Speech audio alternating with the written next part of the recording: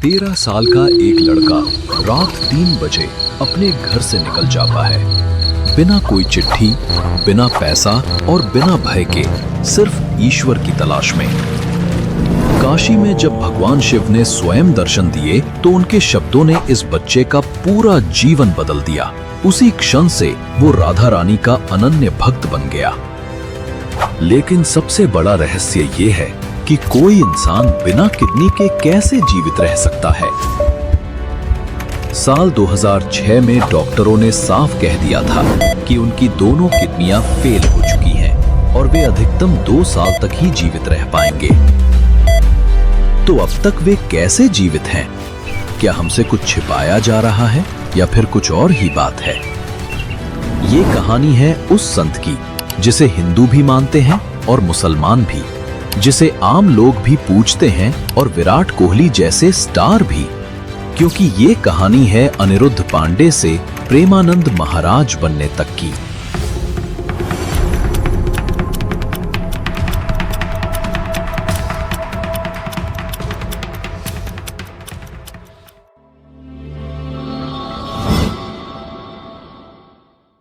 इस महान संत की यात्रा शुरू होती है साल 1969 में, जब उनका जन्म उत्तर प्रदेश के कानपुर जिले के अखरी गांव में एक ब्राह्मण परिवार में हुआ। उनका जन्म का नाम था अनिरुद्ध कुमार पांडे। उनके पिता श्री शंभुनाथ पांडे और माता रमा देवी गहरे धार्मिक विचारों वाले थे। परिवार में साधु संतों का आगमन और सत्संग नियमित रूप से होता था। आध्यात्मिक झुकाव सिर्फ माता पिता तक सीमित नहीं था, उनके दादा भी सन्यासी रह चुके थे और बाद में पिता ने भी सन्यास ग्रहण किया। यही कारण था कि बचपन से ही अनिरुद्ध के मन में ईश्वर भक्ति के बीज अंकुरित हो गए थे। बचपन से ही वे अपनी उम्र के बच्चों से अलग थे। जहां बाकी बच्चे खेलकूद में रुचि लेते, वहीं अनिरुद्ध अपना अधिकतर समय भक्ति गीतों, शास्त्र पठन और ध्यान में बिताते। 5वीं कक्षा तक पहुंचते पहुंचते वे गीता प्रेस गोरखपुर की पुस्तक श्री सुखसागर और अन्य पुराणों का अध्ययन करने लगे थे। घर में जब भी कीर्तन होता, वे पूरे मन से हनुमान चालीसा, सुंदरकांड या श्री कृष्ण गोविंद हरे मुरारी जैसे भजन गाते। सत्संग के दौरान वे अक्सर मन ही मन सोचते, क्या माता पिता का प्रेम सदा रहता है या नश्वर है? एक दिन तो सभी इस संसार से चले जाएंगे, तो फिर मेरा इस दुनिया में कौन है? मैं किसके पास रहूंगा? मुझे किसका सहारा है? धीरे धीरे उनके भीतर एक ही उत्तर स्पष्ट होता गया कि मेरे तो केवल भगवान हैं, उनके सिवा कोई नहीं। 13 वर्ष की आयु में उन्होंने अपने जीवन का सबसे बड़ा निर्णय लिया। जब वे 9वीं कक्षा में उत्तीर्ण हुए, तब उनके मन में ये स्पष्ट हो चुका था कि इस संसार में उनका कोई नहीं सिवाय ईश्वर के। यही सोचकर उन्होंने घर छोड़ने का निश्चय कर लिया।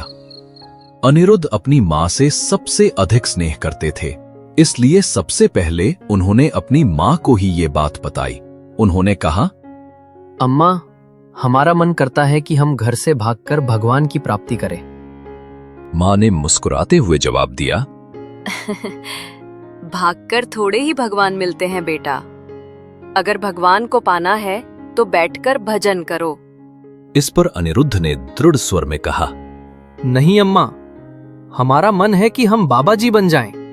ये बात सिर्फ आपको बता रहे हैं। मां ने सोचा, बच्चा है, किसी संत का सत्संग सुन लिया होगा, इसलिए ऐसे विचार आ रहे हैं। ये सोचकर वो फिर घर के कामों में व्यस्त हो गई।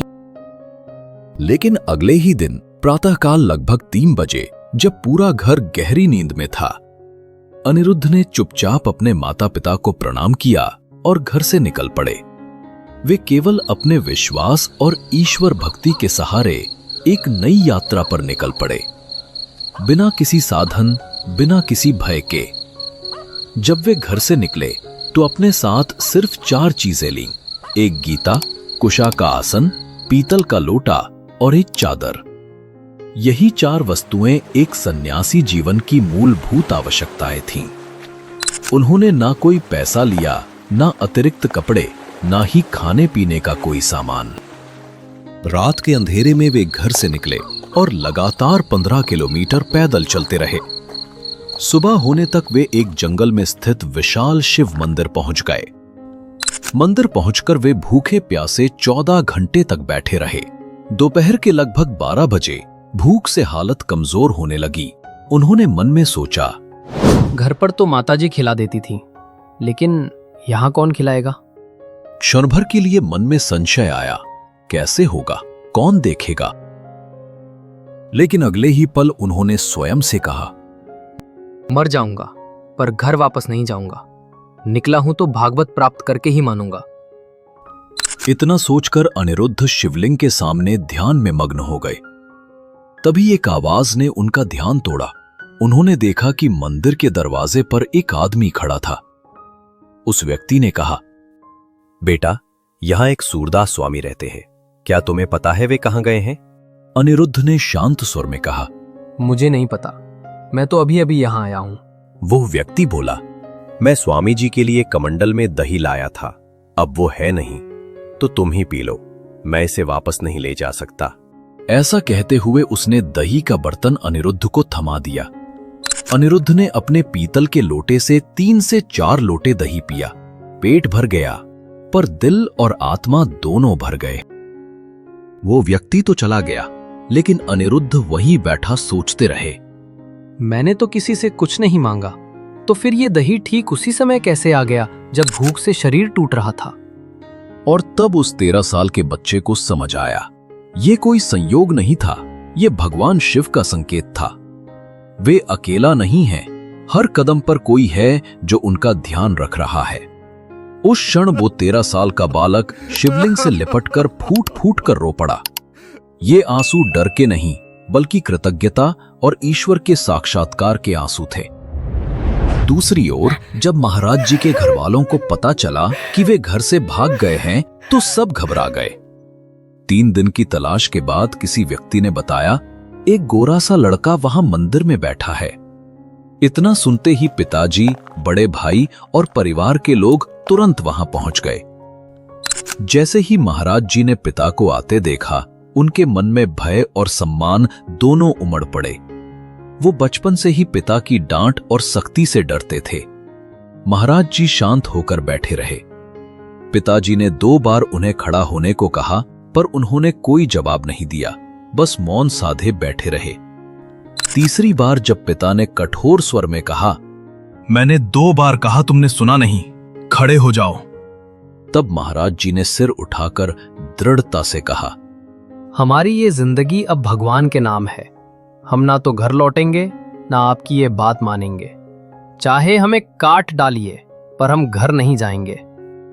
ये सुनकर पिता का हृदय द्रवित हो गया। आंखों से आंसू बह निकले। उन्होंने अपने बेटे को सीने से लगा लिया और भावुक होकर 3 बार बोले, राम राम राम। फिर उन्होंने पुत्र को एक अद्भुत आशीर्वाद दिया, जाओ बेटा, अगर तुम बंजर भूमि पर भी बैठोगे तो वहां फूलों की वर्षा होगी। दुनिया की कोई शक्ति तुम्हारा बाल भी बांका नहीं कर सकेगी।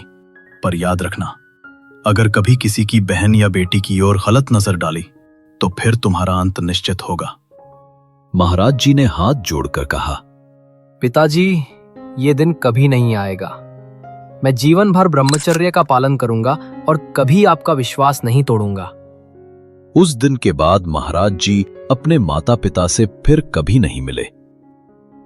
लेकिन उनके पिता का वो आशीर्वाद आज तक महाराज जी को संभाले हुए है।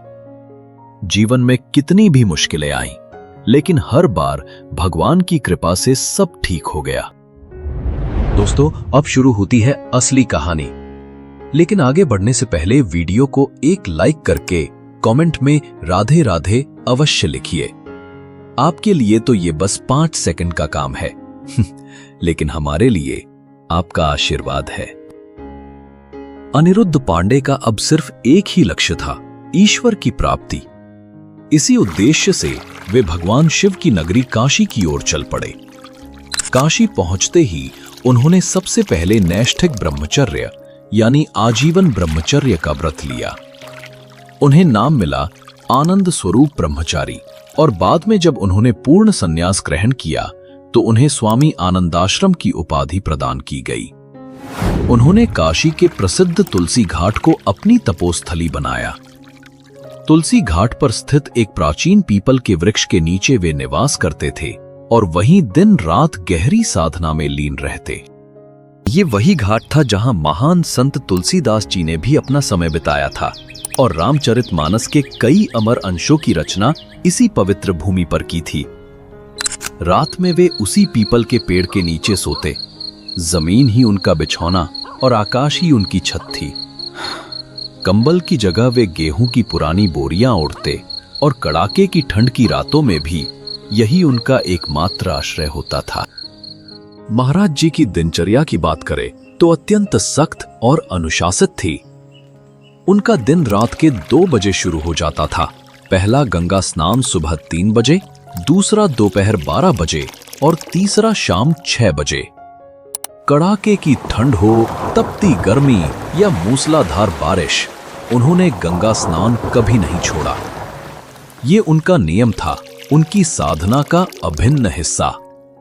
स्नान के बाद महाराज जी तुलसी घाट लौटकर पीपल वृक्ष के नीचे आसन लगाते और फिर गहन ध्यान में लीन हो जाते। वही उनका मुख्य साधना काल होता था। दोपहर के स्नान के बाद वे भिक्षा के लिए निकलते, पर उनकी भिक्षा मांगने की विधि भी निराली थी। वे अन्य भिखारियों की पंक्ति में बैठ जाते, सिर्फ 10 से 15 मिनट तक प्रतीक्षा करते। यदि उस दौरान किसी ने कुछ दे दिया तो स्वीकार, और यदि नहीं दिया तो वे गंगा जल पीकर भगवान का ध्यान करते हुए शांत भाव से उठ जाते। सबसे बड़ी बात तो यह है कि महाराज जी का पूरा जीवन आकाश वृत्ति पर आधारित था। इसका मतलब है बिना मांगे अपने आप जो मिल जाए उसी से जीवन यापन करना, भगवान की इच्छा से जो आए वही स्वीकार करना। एक बार की बात है, कई दिनों तक भिक्षा में अन्न का एक भी दाना नहीं मिला। भूख ने जब शरीर को पूरी तरह से कमजोर और थका दिया तो महाराज जी गंगा तट पर पहुंचे। उनके मन में एक ही विचार आ रहा था, यदि शरीर ही नहीं रहेगा तो प्रभु मिलन कैसे होगा। उन्होंने अपने हाथों से कुछ मुट्ठी रेत उठाई। उस रेत में टूटे हुए शंख के टुकड़े पड़े थे। उन्हें सावधानी से अलग किया और फिर वही रेत खा ली। उसके बाद 4-5 मुट्ठी गंगा जल पिया। ये उनके जीवन की सबसे कठिन परीक्षा थी। लेकिन उस पल भी उनके मन में न कोई शिकायत थी, न तकरार और न ही कोई प्रश्न। सिर्फ एक भावना थी, मैं प्रभु को कैसे प्राप्त करूं। काशी में कई साल बीत चुके थे। रात के 2 बजे उठना, गुरु की कोमल आवाज, उठ बच्चा, नाम जप कर। फिर गंगा स्नान और तुलसी घाट पर पीपल के पेड़ के नीचे घंटों ध्यान में बैठना। सांब सदाशिव, सांब सदाशिव, सांब सदाशिव। दिन गुजरते गए, महीने बीतते गए, साल बीतते गए। अनिरुद्ध अब स्वामी आनंदाश्रम बन चुके थे। वे नैष्ठिक ब्रह्मचर्य की दीक्षा ले चुके थे, सन्यासी बन चुके थे। लेकिन भीतर कहीं अब भी वही खोज थी, वही प्यास थी प्रभु के साक्षात्कार की, परम सत्य की। अब महाराज जी को गंगा जी के घाटों पर शिव उपासना करते हुए कई वर्ष बीत चुके थे। हर दिन उनका ध्यान, उनकी साधना बस महादेव में ही लीन रहती थी। वे अक्सर भगवान शिव से कहते, तत्व रूप में तो आपने सब समझा दिया है, पर अब मैं आपका प्रत्यक्ष रूप देखना चाहता हूं। धीरे धीरे उनके भीतर ये भावना और प्रबल होती गई। उन्हें लगने लगा कि अब महादेव के बिना रहना संभव नहीं। और एक दिन जब मन में ये विश्वास गहराई तक उतर गया तो उन्हें लगा, आज तो महादेव दर्शन देंगे। उस रात मध्य रात्रि में महाराज जी को एक विशाल पीपल के वृक्ष के नीचे भगवान महादेव ने साक्षात दर्शन दिए। घाट की सीढ़ियों पर उनके कदमों की आहट, हाथ में त्रिशूल, गले में रुद्राक्ष, आंखों में असीम करुणा। कोई दिव्य प्रकाश नहीं, कोई चमत्कार नहीं, बस जैसे एक पिता अपने पुत्र से मिलने आया हो। महाराज जी की आंखों से आंसू बहने लगे। वे कांपते हुए महादेव को दंडवत प्रणाम करने लगे। कुछ क्षण तक महादेव मौन खड़े रहे, फिर धीरे से मुड़कर वापस चले गए। लेकिन जाते समय उन्होंने सब कुछ अपने साथ नहीं लिया। वे प्रेम छोड़ गए और महाराज जी के हृदय में वृंदावन का बीज बो गए। अगर आप यहां तक वीडियो देख रहे हैं तो यकीन मानिए, ये सिर्फ कहानी नहीं, आपका प्यार है। आपसे एक छोटा सा अनुरोध है, वीडियो को लाइक करके चैनल को सब्सक्राइब जरूर कर लीजिए। आपका एक सब्सक्राइब हमें और भी मजबूत बनाता है। एक दिन अचानक महाराज जी के हृदय में भगवान महादेव की कृपा से एक विचार उठा, कैसा होगा वृंदावन। पर उन्होंने उस विचार पर ज्यादा ध्यान नहीं दिया और हमेशा की तरह तुलसी घाट पर बैठकर महादेव का ध्यान करने लगे। अगले दिन अचानक एक संत महाराज जी के पास आए। उन्होंने कहा, काशी में हनुमान प्रसाद पोद्दार अंध विद्यालय है। वहां दिन में श्री राम शर्माचार्य जी की चैतन्य लीला और रात में रास लीला का आयोजन हो रहा है। महात्मा, चलिए दोनों लीलाओं का दर्शन करने चलते हैं। महाराज जी ने कभी रास लीला नहीं देखी थी। उनका स्वभाव था एकांत प्रिय, ध्यान मग्न और शांत। उन्होंने मुस्कुराकर कहा, आप जाइए, मुझे आवश्यकता नहीं है। पर बाबा जी कहाँ मानने वाले थे। उन्होंने फिर आग्रह किया, अरे महात्मा, श्रीधाम वृंदावन से कलाकार आए हैं। पूरे 1 महीने तक ये लीला चलेगी। चलो दर्शन कराते हैं, बड़ा आनंद मिलेगा। महाराज जी ने थोड़े कठोर स्वर में कहा, आप जाना चाहें तो जाइए, मुझे इसकी कोई आवश्यकता नहीं। मैं अपने ध्यान में ही प्रसन्न हूं। आप मुझे क्यों बार बार परेशान कर रहे हैं। लेकिन वो संत डटे रहे। अरे महात्मा, बस एक बार मेरी बात मान लो। एक बार मेरे कहने पर चलो, फिर दोबारा नहीं कहूंगा। महाराज जी ने गहराई से उनकी आंखों में देखा और मन ही मन सोचा, शायद इसमें महादेव जी की कोई इच्छा हो। ऐसा सोचकर उन्होंने संत की बात मान ली और उनके साथ लीला दर्शन के लिए चल पड़े, बिना ये जाने कि ये यात्रा उनके जीवन का सबसे बड़ा मोड़ बनने वाली थी। लीला देखकर महाराज जी अति आनंदित हो गए। अब तो ऐसा होता कि रास लीला प्रारंभ होने से पहले ही वे वहां पहुंच जाते। दिन में वे चैतन्य लीला और रात में रास लीला के दर्शन करते और हर दृश्य में उन्हें भक्ति का अद्भुत रस अनुभव होता। धीरे धीरे महाराज जी को कहने की जरूरत ही नहीं पड़ी, वे हर दिन पहुंचने लगे और इस तरह उन्होंने पूरा 1 महीना चैतन्य लीला और रास लीला के दर्शन में व्यतीत किया। लेकिन जैसे ही वो महीना समाप्त हुआ, महाराज जी के हृदय में एक गहरा खालीपन उत्पन्न हो गया। जब उन्हें पता चला कि लीला समाप्त हो गई है और कलाकार अब वृंदावन लौट रहे हैं, उनके मन में हाहाकार मच गया। अब मैं क्या करूं, मेरा क्या होगा। तभी उनके भीतर एक विचार उठा, मैं भी वृंदावन चला जाता हूं। वहां तो ये प्रतिदिन रास लीला करते होंगे। अगर मैं इनके साथ रहूं तो रोज लीला के दर्शन कर सकूंगा। इसके बदले में मैं इनकी सेवा करता रहूंगा। ऐसा सोचकर महाराज जी लीला मंडली के संचालक के पास पहुंचे, उन्हें प्रणाम किया और विनम्रता से बोले, स्वामी जी, हम गरीब बाबा हैं। हमारे पास पैसे तो नहीं हैं, लेकिन मैं आपकी सेवा करूंगा। मुझे अपने पास रख लीजिए। संचालक महोदय मुस्कुराए और बोले, अरे नहीं बाबा, ऐसा तो संभव नहीं है। ये कैसे हो सकता है। महाराज जी ने सरल हृदय से कहा, स्वामी जी, मैं कुछ नहीं चाहता, बस रास लीला देखना चाहता हूं।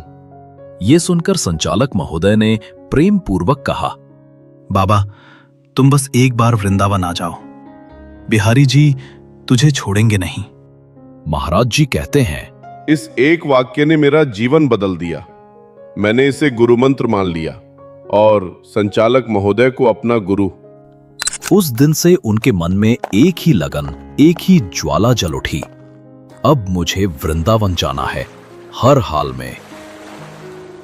1 महीने तक लीला दर्शन करने के बाद महाराज जी फिर अपनी पुरानी दिनचर्या में लौट आए। सुबह गंगा जी में स्नान, फिर तुलसी घाट पर बैठकर ध्यान। लेकिन अब उनकी साधना में एक नया संकल्प जुड़ गया था। मुझे किसी भी तरह वृंदावन पहुंचना है। एक दिन प्रातःकाल महाराज जी तुलसी घाट पर ध्यान में बैठे थे। उसी समय पास स्थित संकट मोचन हनुमान मंदिर के बाबा युगल किशोर जी प्रसाद लेकर उनके पास आए और बोले, लो बाबा, प्रसाद ले लो। महाराज जी ने पूछा, हमें क्यों दे रहे हो? बाबा ने मुस्कुराकर कहा, महादेव जी की प्रेरणा हुई है। महाराज जी ने फिर पूछा, क्यों प्रेरणा हुई? हमें ही क्यों दे रहे हो? और भी तो बहुत लोग हैं, उन्हें दे दो ना। बाबा युगल किशोर जी शांत स्वर में बोले, पता नहीं क्यों, लेकिन प्रेरणा सिर्फ आपके लिए हुई है। जब महाराज जी ने देखा कि ये भावना निष्काम और सच्ची है तो उन्होंने विनम्र भाव से प्रसाद स्वीकार कर लिया। फिर बाबा बोले, बाबा, पास में ही हमारी कुटिया है, आप वहां रुक जाइए। महाराज जी ने कहा, नहीं, हमारा नियम है कि हम किसी गृहस्थ के दरवाजे नहीं जाते। आकाश वृत्ति से जो मिल जाए वही पर्याप्त है। बाबा ने तुरंत कहा, अरे नहीं महाराज, हम गृहस्थ नहीं हैं, हम भी बाबा जी हैं। उनकी सादगी और भक्ति देखकर महाराज जी उनके साथ चल पड़े। कुटिया गंगा जी के बिल्कुल किनारे पर थी। वहां बाबा युगल किशोर जी ने दाल रोटी बनाकर महाराज जी को खिलाई और प्रेम से बोले, बाबा, हम तो हर समय सेवा में ही रहते हैं, आप दिन भर हमारी कुटिया में विश्राम कर सकते हैं। उसके बाद महाराज जी कभी घाट पर ध्यान में लीन रहते तो कभी उस कुटिया में विश्राम करते। मानो गंगा की धारा और ईश्वर की कृपा उन पर हर पल बह रही हो। युगल किशोर जी महाराज जी से अब अपनापन महसूस करने लगे थे। एक दिन महाराज जी ने बड़े सरल भाव से पूछा, क्या आप मुझे वृंदावन पहुंचा सकते हैं? जैसे युगल किशोर जी तो पहले से ही तैयार बैठे हों, उन्होंने तुरंत कहा, बाबा क्यों नहीं, जरूर पहुंचा दूंगा, बताइए कब चलना है। महाराज जी ने मुस्कुराते हुए कहा, हम तो तैयार ही बैठे हैं, जब आप प्रबंध कर दें तब चल पड़े। युगल किशोर जी ने कहा, ठीक है बाबा, कल की तैयारी कर लीजिए, मैं ही ले चलूंगा। ये सुनकर महाराज जी का हृदय आनंद और रोमांच से भर गया। कल मैं वृंदावन जा रहा हूं। चूंकि काशी से सीधी कोई गाड़ी वृंदावन नहीं जाती थी, इसलिए युगल किशोर जी महाराज जी को पहले चित्रकूट लेकर गए। वहां उन्होंने 2-4 दिन ठहरकर व्यवस्था की और फिर प्रेम पूर्वक महाराज जी को वृंदावन जाने वाली गाड़ी में बैठा दिया। और यहीं से शुरू होता है एक नए अध्याय का आरंभ, जहां एक साधारण बालक बनता है प्रेमानंद गोविंद महाराज।